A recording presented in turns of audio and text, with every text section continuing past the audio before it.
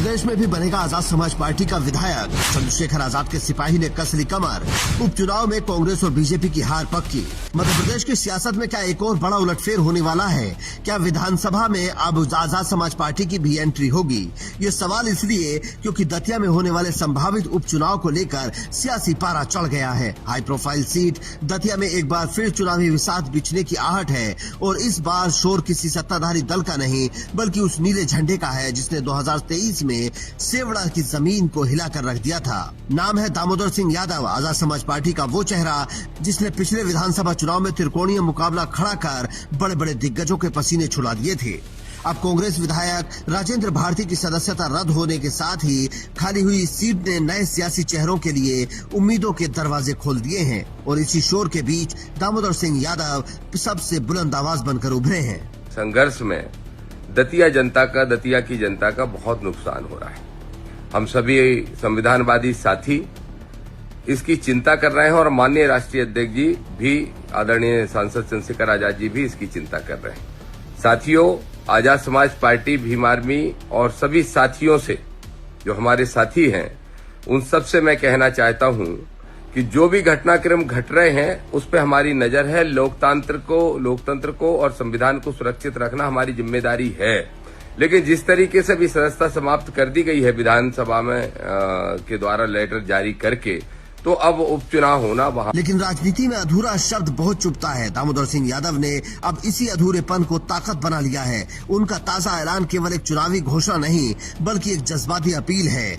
उन्होंने साफ कह दिया है कि जो छोटी कमी 2023 में रह गई थी उसे अब पूरा करेंगे। ये बयान बताता है कि हार ने उन्हें तोड़ा नहीं बल्कि और भी ज्यादा संकल्पित कर दिया है। लगभग तय है और उपचुनाव तय है, तो मैं सभी साथियों से, सभी कार्यकर्ता साथियों से कहूंगा कि पूरी ताकत के साथ तैयारी शुरू कर दें। 2023 के अंदर जो छोटी सी कमी रह गई थी, हमारे राष्ट्रीय अध्यक्ष जी को, आदरणीय सांसद जी भाई चंद्रशेखर आजाद जी को जो हम जन्मदिन पर तोहफा नहीं दे पाए थे, वो 2026 के अंदर हम देने का काम कर सकते हैं।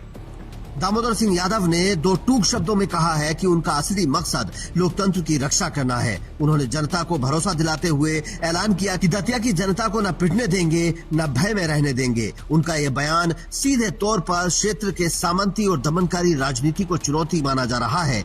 खुद को एक पक्का अम्बेडकरवादी बताते हुए दामोदर सिंह यादव ने साफ किया है कि वो और उनकी पूरी टीम हर परिस्थिति में जनता के साथ ढाल बनकर खड़ी रहेगी। उनके इस अम्बेडकरवादी स्टैंड ने दतिया के सामाजिक और राजनीतिक समीकरणों को नया मोड़ दिया है। हम नीला झंडा फहराते हुए आजाद समाज पार्टी का खाता खोलने का काम करेंगे जो संभावित चुनाव है उसके अंदर, और लोकतंत्र की रक्षा करने का काम करेंगे। दतिया की जनता को ना लुटने देंगे, ना पिटने देंगे, ना भय में रहने देंगे। उनके साथ हम अम्बेडकरवादी पूरी ताकत के साथ खड़े होंगे। यही संदेश मैं माननीय राष्ट्रीय अध्यक्ष जी की ओर से, हमारे प्रदेश नेतृत्व की ओर से और सब साथियों की ओर से देना चाहता हूं।